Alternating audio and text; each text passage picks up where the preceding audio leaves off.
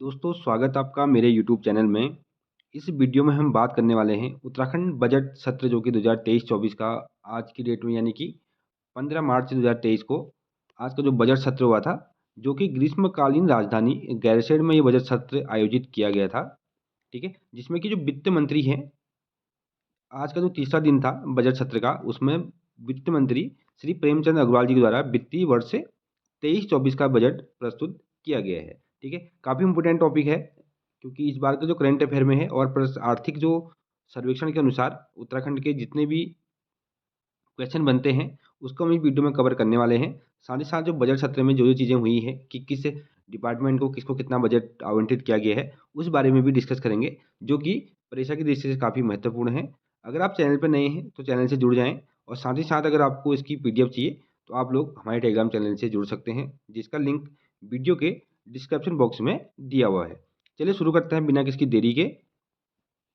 तो दोस्तों ग्रीष्मकालीन राजधानी गैरसैंण में ये आयोजित बजट सत्र के तीसरे दिन जो वित्त मंत्री है श्री प्रेमचंद अग्रवाल जी ने वित्तीय वर्ष 2023-24 का बजट जो था वो प्रस्तुत किया था, जिसमें कि जो कुल बजट है वो लगभग 77,77,407.84 करोड़ का बजट इस बार बजट का प्रावधान रखा गया है, जो कि वित्तीय वर्ष 2023-24 के लिए ये बजट जारी किया गया है। इससे पहले जो बजट था 2022-23 में, वो था लगभग 65,571.49 करोड़ ये बजट था। इस बार का जो बजट है लगभग 18.5% बजट बढ़ाया गया है। यहाँ से ये इम्पोर्टेंट बन जाता है कि बजट में कितना वृद्धि हुआ है और बजट कितना इस बार प्रावधान किया गया, यानी कि बजट कितना आवंटित किया गया है। तो इसमें दोस्तों जो 3 चीज़ें हैं उन पे मेन फोकस किया गया है, रोजगार, निवेश और पर्यटन के क्षेत्र में इस बार के बजट में अधिक फोकस किया गया है। जैसे इस बार प्रश्न पूछा गया था कनिष्ठ सहायक परीक्षा में कि जो केंद्र सरकार ने जो 7 जो महत्वपूर्ण उनके मुद्दे थे कि किन चीज़ों में ज़्यादा फोकस किया था, उसी प्रकार का ये भी है। यहाँ से प्रश्न बन सकता है कि राज्य सरकार ने किन 3 चीज़ों में या इनमें से किस पर अधिक फोकस किया हुआ है। तो रोजगार, निवेश और पर्यटन के क्षेत्र में उत्तराखंड सरकार ने इस बार के बजट में ज़्यादा फोकस किया हुआ है।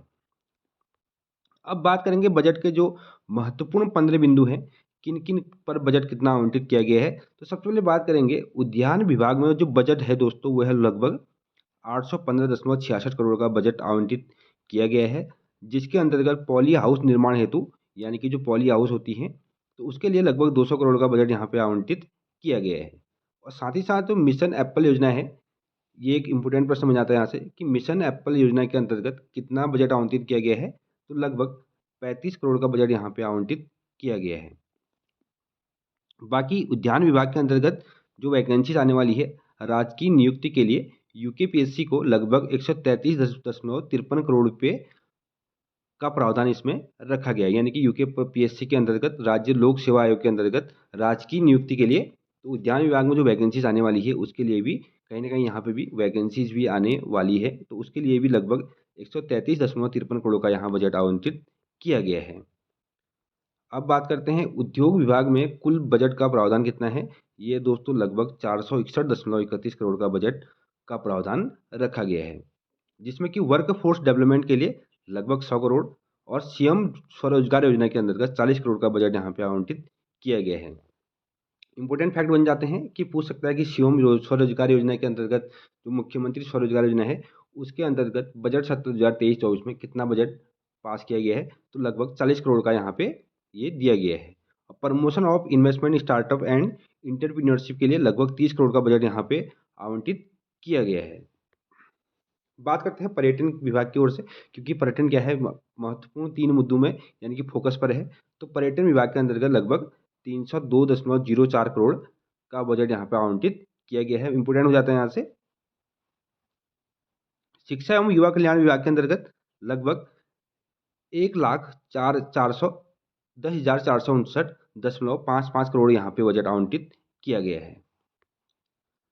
साथ ही साथ कृषि विभाग के अंतर्गत लगभग 1249.15 करोड़ रुपये आवंटित किया गया है और स्वास्थ्य विभाग में 4217.87 करोड़ यहाँ पे बजट आवंटित किया गया है। यहाँ से कुछ महत्वपूर्ण बन जाते हैं, ये परीक्षा में काफ़ी बार पूछे भी जाते हैं। इस प्रकार यहाँ से एक प्रश्न पूछा जाता है, समाज कल्याण एवं महिला कल्याण विभाग के अंतर्गत 2850.24 करोड़ का बजट आवंटित किया गया है। अब बात करते हैं जो 3 है, ये महत्वपूर्ण है दोस्तों, यहाँ से आपका एक प्रश्न मिल सकता है आपको देखने के लिए। ज़रूरी नहीं बजट से संबंधित या कितना बजट आवंटित किया गया है, तो यहाँ से कहीं न कहीं एक क्वेश्चन यहाँ से आपको ज़रूर मिलने वाला है। पहला है नंदा गौरव योजना के अंतर्गत लगभग 282.50 करोड़ का बजट यहाँ पे आवंटित किया गया है। दूसरा है मुख्यमंत्री वात्सल्य योजना के अंतर्गत तो 23 करोड़ का यहाँ पे बजट आवंटित किया गया है इस बार। और मुख्यमंत्री महालक्ष्मी योजना जो कि गर्भवती एवं जो नवजात बच्चे हैं उनकी स्वच्छता एवं पोषण के लिए सरकार द्वारा किट एवं कपड़े यहाँ पे इनको दिए जाते हैं, तो उसके लिए लगभग 19.95 करोड़ का बजट यहाँ पे आवंटित किया गया है।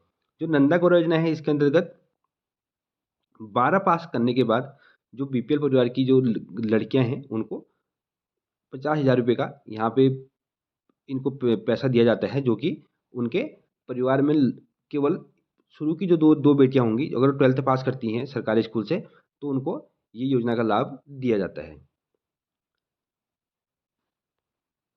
फिर है दोस्तों विकेंद्रीकरण विभाग को, इसमें जिला योजना के अंतर्गत 925.60 करोड़ का बजट यहाँ पे पास किया गया है, जिसमें कि 26% ये पिछली बार का जो बजट था उससे 26% अधिक है।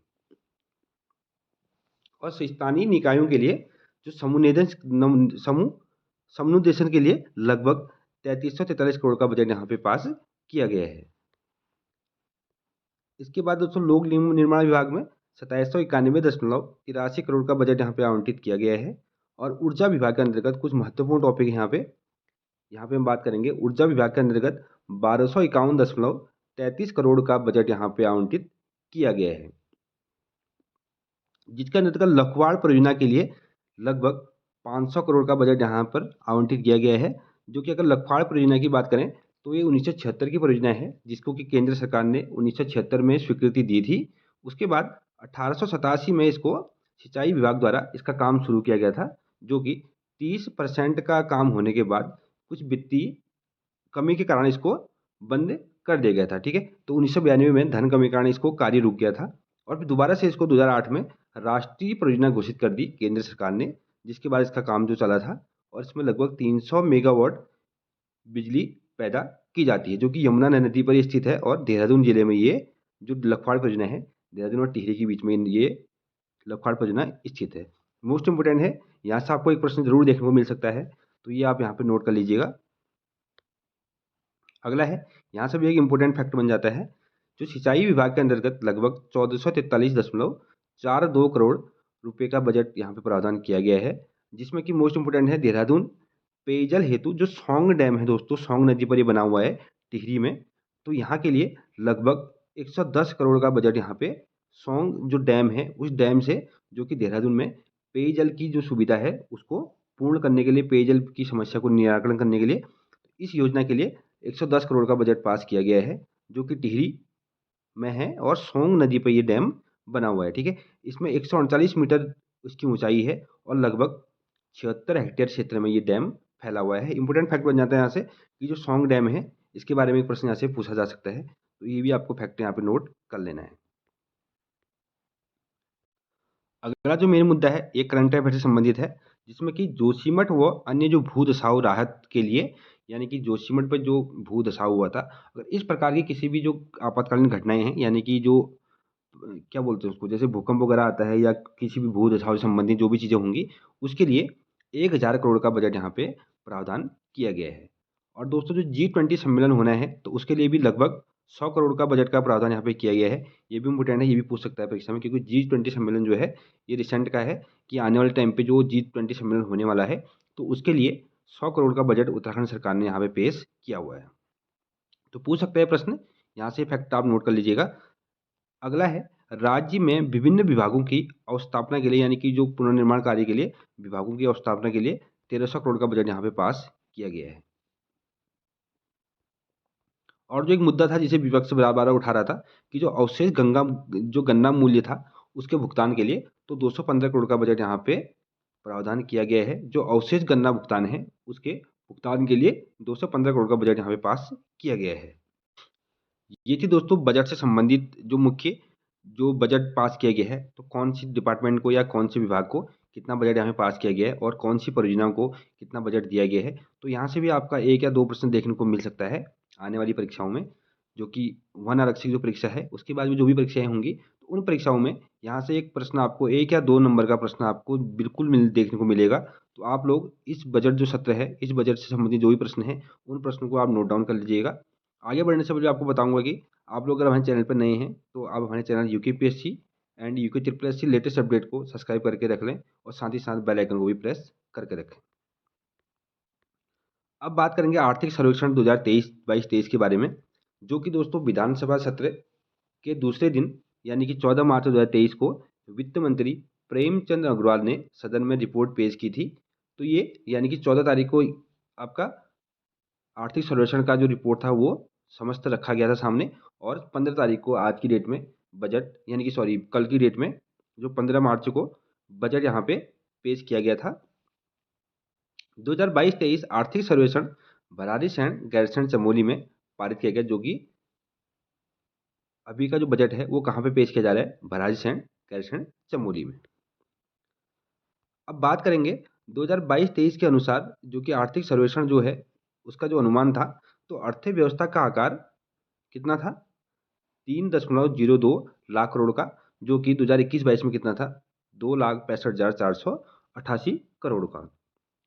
और बात करते हैं उत्तराखंड के प्रति व्यक्ति आय, जो कि 2021-22 में थी 2,05,840, और 2022-23 में ये हो गई थी दोस्तों 2,33,000, जो कि 1.50 यानी कि 10.05% की वृद्धि इसमें हुई थी। इंपोर्टेंट फैक्ट है यहाँ से भी प्रश्न आपको देखने को मिल सकता है। और राज्य की विकास दर की बात करें तो राज्य कितना डेवलपमेंट कर रहा है, तो 2021-22 में 7.05 की डेवलपमेंट जो परसेंटेज थी, और अभी जो विकास दर है वो है लगभग 7.09। तो ये भी आपको पता होना चाहिए यहाँ से कि राज्य की विकास दर 2011-12 में कितनी थी, सॉरी 21-22 में कितनी थी और 22-23 में कितनी थी। अब प्रदेश में बेरोजगारों की बात करें, यानी कि जो पंजीकृत बेरोजगार हैं, तो वो है लगभग 8.68 लाख, और राज्य में कुपोषित बच्चे जो हैं उनकी संख्या है दोस्तों 6,499, जो कि 2018-19 के अगर उसके सापेक्ष देखा जाए तो काफ़ी कम है। उस समय लगभग 15,765 कुपोषित बच्चे थे, तो उसके ऊपर भी लगभग लगातार काम चल रहा है, जो कि 6,499 इनकी संख्या अभी वर्तमान में रह गई है, जिसमें कि विभिन्न योजनाओं के तहत कुपोषित बच्चों को निवारण करने के लिए बहुत सारी योजनाएं चलाई जा रही है। और बात करें आंगनबाड़ी केंद्रों की, तो राज्य में टोटल 20,067 आंगनबाड़ी केंद्र हैं, ठीक है, जिनके माध्यम से ये कुपोषित बच्चे जो भी आते हैं, ये सब आंगनबाड़ी केंद्रों के माध्यम से ही इनको विभिन्न योजनाओं के तहत इनको लाभ पहुंचाया जाता है। यहाँ से दोस्तों एक इंपॉर्टेंट प्रश्न बन जाता है, अगर बात करें विद्युत बिल की, क्योंकि उत्तराखंड में विद्युत बिल ऑनलाइन कर दिया गया है, आप ऑनलाइन घर बैठे अपना विद्युत बिल जमा कर सकते हैं। पहले से आपको लाइन लगानी पड़ती थी वहाँ पे। तो विद्युत बिल में दोस्तों लगभग 60% लोग ऐसे हैं, सॉरी 60% नहीं, लगभग यहाँ पे करेक्शन कर लेना, 57.79% लोग ऐसे हैं जो वर्तमान में विद्युत बिल ऑनलाइन माध्यम से जमा करते हैं, यानी कि ऑनलाइन माध्यम मोड से जमा करते हैं। बाकी बचे जो लोग हैं वो अभी भी ऑफलाइन माध्यम का यूज करते हैं, यानी कि वहाँ पे जाके जमा करके आते हैं। अब बात करें 2013-14 में, तो ये लगभग थी तब 1.53%, जो कि उसके सापेक्ष काफ़ी अधिक है। अब बात करेंगे निकाय की, जो नगर निकाय हैं कितने हैं टोटल, तो कुल जनसंख्या के 36.24% जो लोग हैं वो शहरी क्षेत्र में निवास करते हैं उत्तराखंड में, यानी कि टोटल जो जनसंख्या है उसकी 36.24% शहरी क्षेत्र में निवास करते हैं। अब बात करते हैं निकायों की, तो 2001 में जो जनसंख्या थी उनमें जो नगर निकाय थे, तो टोटल 63 निकाय थे, जिनमें कि एक नगर निगम था, 31 नगर पालिकाएं थी और 31 नगर पंचायत थी। टोटल 63 इनका नंबर थे, और 31 नगर पंचायत है, इसमें 31 नगर पालिकाएं थी और एक नगर निगम था। उसके बाद 2011 की जो जनसंख्या हुई उस समय जनगणना हुई थी, उसमें 72 इनकी संख्या पहुंच गई थी, जिसमें कि नगर निगमों की संख्या 6 हो गई थी, और जो नगर पालिकाएं थी उनकी संख्या कितनी हुई थी, 28 हो गई थी, यानी कि नगर पालिकाओं को सृजित कर नगर निगम में कन्वर्ट कर दिया गया था। क्योंकि अगर ये डिपेंड करता है जनसंख्या की कि कितनी जनसंख्या उस क्षेत्र की है या उस नगर निगम की उस पर्टिकुलर एरिया की है, तो उसके अकॉर्डिंग ये नगर पालिका और नगर निगम में कन्वर्ट कर दिए जाते हैं। और 38 थी इस समय दोस्तों नगर पंचायतों की संख्या, जो कि वर्तमान में इनकी संख्या 102 पहुंच गई है, जिनमें कि 9 नगर निगम हैं और 42 नगर पालिकाएँ हैं वर्तमान में और 51 नगर पंचायत। तो यहाँ से भी एक प्रश्न आपको देखने को मिल सकता है। जैसे कि पटवारी लेखपाल की परीक्षा में पूछा गया था कि वर्तमान में नगर निगमों की संख्या कितनी है? तो यहाँ पे अभी नगर निगमों की संख्या है 9 और नगर पालिका हैं 42 और यहाँ पे नगर पंचायत की संख्या है 51। और उत्तराखंड सरकार ने एक लक्ष्य रखा है कि 2025 तक उत्तराखंड को सर्वश्रेष्ठ राज्य बनाने का लक्ष्य रखा गया है, जिसमें कि 2025 तक उत्तराखंड को नशा मुक्त करने का भी यहाँ पे एक लक्ष्य उत्तराखंड सरकार द्वारा रखा गया है। ये भी एक इम्पोर्टेंट फैक्ट है यहाँ से। अब बात करेंगे उत्तराखंड की जो अर्थव्यवस्था है उसमें कितना रुपया कहाँ से आता है। तो दोस्तों इसमें जो ये ब्लैक वाला क्षेत्र है इसमें 24.98% है। तो यानी कि ये दोस्तों वेतन भत्ते मजदूरी आदि अधिष्ठान व्यय में इतना रुपया क्या होता है सरकार का व्यय होता है। यानी कि टोटल 24.98% सबसे अधिक जो है ये होता है वेतन भत्ते मजदूरी एवं अधिष्ठान व्यय में लगभग 24.98% व्यय सरकार का होता है, जो कि सबसे अधिकतम है। पूछ सकता है कि अधिकतम व्यय किसमें होता है। और उसके बाद जो आता है निवेश ऋण में ये होता है लगभग 15.23%। यानी कि जो निवेश ऋण में लगभग 15.23% रुपया सरकार का जाता है। उसके बाद दोस्तों इसमें लगभग 6.24% जो व्यय है वो जाता है सहायक अनुदान अंशदान और राज्य सहायता में लगभग 6.24%। और ब्याज और लाभांश में जो जाता है वो जाता है लगभग 7.96%। और बृहद निर्माण और लघु निर्माण में लगभग 10.55% रुपया जाता है। और अन्य व्यय में लगभग 25.23% व्यय जो है सरकार का वो जो कि सबसे अधिकतम है अन्य व्यय में। उसके बाद आता है वेतन एवं भत्ते मजदूरी में। और लास्ट है दोस्तों 9.81% वो है पेंशन एवं अनु अनु अनुघोषित जो है उनमें ये व्यय होता है जो कि कितना है 9.81%। पूछ सकता है परीक्षा में कि सबसे ज़्यादा जैसे इस बार पूछा गया था कि प्राथमिक क्षेत्र में द्वितीय क्षेत्र तृतीय क्षेत्र में से कि पूछा गया था कि प्राथमिक क्षेत्र में सबसे अधिक मतलब कितना प्रतिशत जो अर्थव्यवस्था है वो कंट्रीब्यूशन किया गया था। तो उसी प्रकार से पूछ सकता है कि राज्य का जो व्यय है कि पेंशन एवं अनुदान में कितना जाता है। या पूछ सकता है कि वेतन भत्ते में सबसे ज़्यादा कितना कितना प्रतिशत व्यय होता है। तो यहाँ से भी आपका एक प्रश्न बन सकता है अगर परीक्षा में यहाँ से प्रश्न बनता है तो। उसके बाद बात करते हैं कि राज्य का जो इनकम सोर्स है कि पैसा कमाने का जो सोर्स है इनकम का वो अर्थव्यवस्था का वो कौन कौन से क्षेत्र हैं और कितना पैसा कितना प्रतिशत पैसा कहाँ से आता है।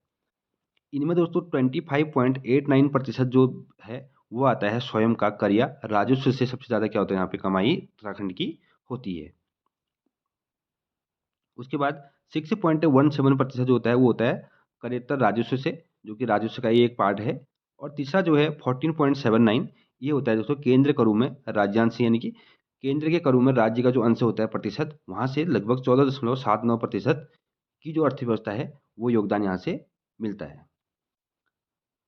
नेक्स्ट है जो उसके बाद दोस्तों जैसे ये प्रश्न पूछा गया था पटवारी लेखपाल में कि केंद्र सरकार से सबसे ज़्यादा क्या होता है इसमें उत्तराखंड को जो रुपया है वो यहाँ पे दिया जाता है वो कितना है लगभग 27.07%। यानी कि केंद्र सरकार से सहायता अनुदान के रूप में 27.07% जो कि सबसे अधिकतम है वो केंद्र सरकार से क्योंकि विशेष राज्य का दर्जा उत्तराखंड को मिला हुआ है हिमालयी राज्य के रूप में। तो उत्तराखंड को लगभग 27.7% यहाँ पे ऋण यानी कि जो राजस्व जो है वो मिलता है अर्थव्यवस्था का वो यहाँ पे मिलता है कितना 27.07%। लगभग 0.718% लोक सेवा शुद्ध के रूप में यहाँ पे उत्तराखंड को मिलता है। ऋणों एवं अग्रिम वसूली में लगभग 0.10% यहाँ पे रुपया आता है। और लोक ऋण में 25.21% यहाँ पे उत्तराखंड के लिए पैसा आता है। यानी कि राज्य का जो है अर्थव्यवस्था का जो चक्र है 100% में से ये सब बटे हुए हैं इतना प्रतिशत अलग अलग क्षेत्र से आता है। तो यहाँ पे भी आपको इसके बारे में पता होना चाहिए।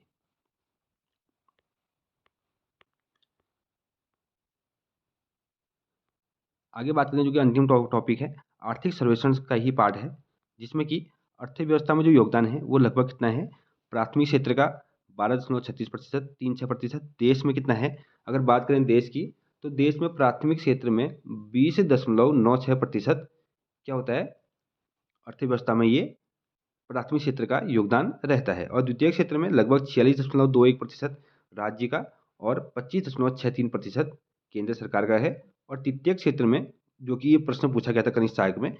तो 41.43% योगदान जो है किसका है, तृतीय क्षेत्र का है। अब बात करें देश की, तो देश में लगभग 53.41% जो योगदान है वो किसका है, तृतीय क्षेत्र का है। यानी कि देश में सबसे अधिकतम जो अर्थव्यवस्था में योगदान है वो है तृतीय क्षेत्र का, और उत्तराखंड में द्वितीय क्षेत्र का। तो प्राथमिक क्षेत्र में जो आते हैं कृषि एवं से संबंधित जो भी चीज़ें हैं वो सब प्राथमिक क्षेत्र में आती हैं, और द्वितीय क्षेत्र में विनिर्माण से संबंधित जो भी चीज़ें हैं वो सारी द्वितीय क्षेत्र के अंतर्गत आती है। बाकी जो सेवाएं हैं, जो भी सेवाएं चलती हैं, ये सब यानी कि जो सर्विस सेक्टर है वो सारा तृतीय क्षेत्र के अंतर्गत आता है। अंतिम टॉपिक पे बात करेंगे जो कि ऑस्कर से संबंधित है, ऑस्कर अवार्ड, जिसमें कि भारत के 2 चीज़ों को इसमें ऑस्कर अवार्ड से सम्मानित किया गया है। तो ये भी काफ़ी इंपॉर्टेंट है, यहाँ से भी आपको एक प्रश्न ज़रूर देखने को मिलेगा 1 नंबर का, तो आपको 1 नंबर यहाँ से अपना पक्का कर लेना है। 95वां संस्करण था ऑस्कर का, जो कि बेस्ट ओरिजिनल जो सॉन्ग दिया गया था वो था दोस्तों नाटू नाटू सॉन्ग है, जो कि आरआरआर मूवी का ये एक सॉन्ग है, जिसको कि बेस्ट ओरिजिनल सॉन्ग का अवार्ड ऑस्कर से सम्मानित इसको किया गया है। एक और चीज़ को जो ऑस्कर मिला है वो है बेस्ट डॉक्यूमेंट्री शॉर्ट फिल्म का, जो कि दी एलिफेंट विस्पर्स को ये मिला हुआ है। और इसमें जो पौड़ी के करण थपियाल है, ये सिनेमोग्राफी का इन्होंने इसमें की थी। ये भी पूछ सकता है कि सिनेमोग्राफर कौन थे, तो करण थपियाल है, जो कि पौड़ी जिले के रहने वाले हैं, और दी एलिफेंट विस्पर्स के ये सिनेमोग्राफी थे, इनका नाम है करण थपियाल। और बेस्ट जो ओरिजिनल सॉन्ग है ये है नाटू नाटू, और ये ऑस्कर पुरस्कार का 95वां संस्करण था, जिसमें कि भारत के 2 चीज़ों को इसमें ऑस्कर सम्मान से सम्मानित किया गया था। ये थी दोस्तों आज के आर्थिक सर्वेक्षण प्लस कुछ 1-2 करंट अफेयर की, जो कि उत्तराखंड से संबंधित जो भी बजट सत्र से संबंधित है, सभी प्रश्न इसमें कवर कर दिए गए हैं। आप लोग चैनल पे नए हैं तो चैनल को सब्सक्राइब ज़रूर करें। साथ ही साथ आपको पीडीएफ चाहिए तो आप हमारे टेलीग्राम चैनल से जुड़ सकते हैं, जिसका लिंक आपको वीडियो के डिस्क्रिप्शन बॉक्स में मिल जाएगा। थैंक यू, मिलते हैं अगली वीडियो में।